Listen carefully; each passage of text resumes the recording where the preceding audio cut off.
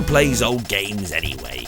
That's been a question posed many times over the generation. With events such as E3 looking forward all the time, it can be hard to gain any attention a mere week or so after release, so high is the hunger for the new. Retro gaming was something I did when it was the new and shiny. Back when I started my channel in 2014, I covered one of the most revered and loved retro franchises, Hideo Kojima's Metal Gear trilogy, that really came to life on the PlayStation thanks to it ushering in the 3D generation in fine style. For much more info on the main 3 and the closing Solid Snake tale in 4, you can check out my in-depth look at the titles in the links below. Obviously you're all here to enjoy the original Solid Snake and Metal Gear series, that MSX beauty, pushing all those visual quality at a full 1080p here. Probably not. Let's be honest, it's a great game and it certainly shows the inspiration the PlayStation 1 version took from this title in very many areas. It really isn't a title that was that popular outside of Japan and certain areas of Europe on the MSX, widely known better in the western areas on the Nintendo Entertainment System, but that really wasn't a version that Hideo Kojima had anything to do with at all, so we'll really leave that in the background. Now everyone's here for these HD versions. HD. Now, the series itself was not loyal to the brand and appeared across many other consoles and PC over the years, which brings us nicely to the next entry in Xbox's unwanted and unused service in backwards compatibility. Commencing virtuous mission now. Thanks to the 7th generation release of the series in HD for all to enjoy, crafted by none other than the masses of updates and remasters in Bluepoint Games. Yes, you've certainly seen some of their games. The work here was certainly a HD update rather than a remastering of the material though. Still a worthy successor to the legacy of our sneaking superhero, the update had much lower goals, taking a native 512x448 image on the PlayStation 2 and adding in MSAA to the new 1280x720p output is a double-edged sword. Thanks to the lower target buffer size and the screen resolution, let alone sizes, means that any blemishes are now amplified in the 4 times increase in pixel count, as all the assets, geometry, alpha effects and the very PS2 blending techniques are all carried over and stand out very quickly as the clever sacrifices Kojima and crew used to push Metal Gear Solid 2 with the visuals that really raised the bar at the time. Textures are kept minimal and single strong colours and vertex shading are used often to reduce the load on the PS2, as its biggest asset, Overdraw, was born from the need to redraw geometry multiple times due to the single pass shading the system employed. By keeping shaders to a minimum, it meant it could push the high 50 to 60 FPS target the game had in gameplay, even if the real-time cinematics often fall into the lower refresh rate. That said, it did highlight the benefit this design had when ported to the Xbox console a few years later. The opening segment and heavy tanker section can often see the Xbox dipping below the PS2, and in gameplay, VSync is disabled to put it closer to the PS2's performance. There are some of the worst segments in the games here, but as great as the Xbox release was, it never managed to beat or at times match the almighty PS2. This quickly shifted to an almost completely 30 FPS game at best when the Snake Eater sequel landed, or 25 here in Europe.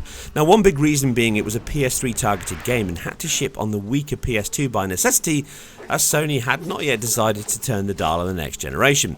The move to Jungle added far more strain on the already constrained throughput of the second PlayStation, as foliage, alpha effects, vertex count and collision systems all took vast leaps forward. This showed in the frame rate of the game during movie and game moments. Very rare 60 FPS can still occur at times, but the majority of the frame rate being half or a quarter of that. Visually, it was a stunner that managed to beat 2 with its design and effects work, and certainly the texture work, but even at the time, as much as I enjoyed it, I did find many moments a chore to play.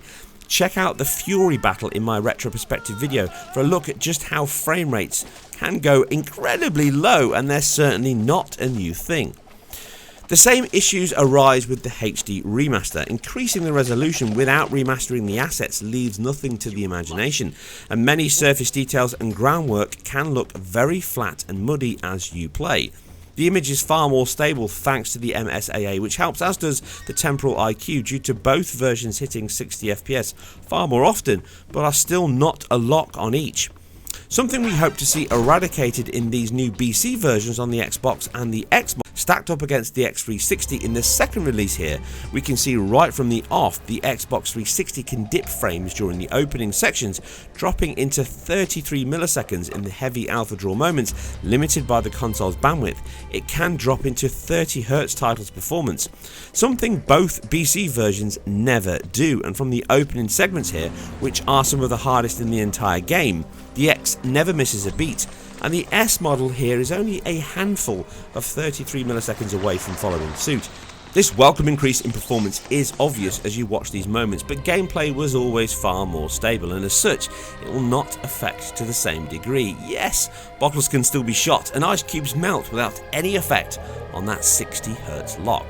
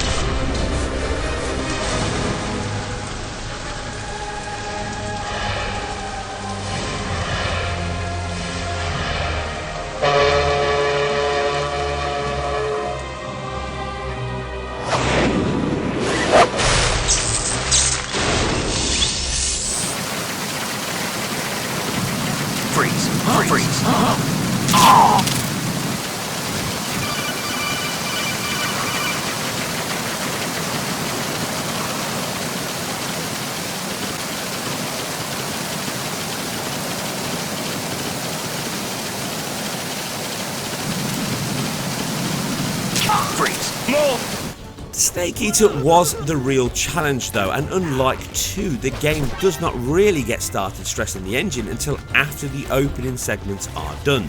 Once you start your Bond mission for real, the effects work, AI, pathfinding, collision detection, and visual effects as a whole all begin to bog the PS2 down. Evident with this real-time cutscene that gets us into 80 milliseconds, far more often than is pleasant. The Xbox 360 is much better, but far from solid. Can again use the next refresh cycle to complete its work as VSync is engaged, which can have these sections also drop to 30 FPS performance at times. Unlike 2 though, the gameplay can also suffer at various points. The use of duplicated object rendering for reflections, alpha fog and foliage can tank the performance here to similar and prolonged levels. These can be felt while you play as you move the now added free look camera, which was not in the original release and was later added in the substance version. This means the load on the GPU and CPU is not as managed as the first release. With this HD version also using this, even on the X, we can now give us an admittedly only a handful of 33 millisecond frames at times, showing that Snake Eater can still be a big meal for modern machines to take. That said, the like-for-like example tests here show a game that is as close to a locked 60 on the S and the X as you could possibly hope for. Some 6% on average more consistent than the 360 release and 100% better at times, shows that we have finally reached a point where we can play this incredible game and saga with a level of performance solid enough to be fitting of its star. Microsoft Xbox BC team, we salute you.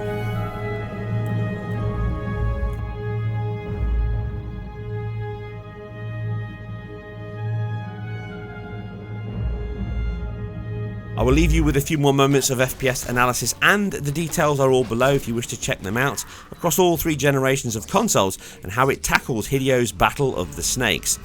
As always, I hope you guys and girls enjoyed this. I am completely self-funded and independent, so if you like what I do, please support the channel by subscribing, liking and sharing where appropriate. If you can, also support me over on Patreon. Any pounds or dollars you can give really help me expand my reach, my repertoire and my equipment to help improve my quality further still and expand the areas in which I can test.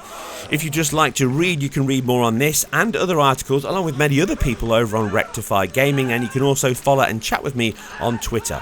You guys and girls take care, play fast, game hard, and always season your snake before you serve the dish. I'll catch you on the next one.